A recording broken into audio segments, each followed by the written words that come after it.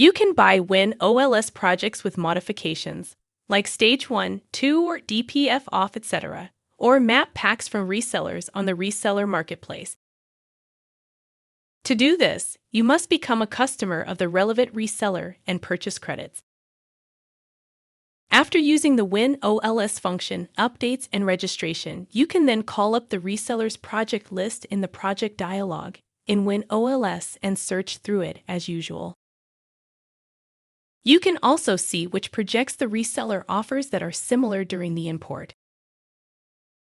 You can purchase and open the project directly here or transfer the data to your project.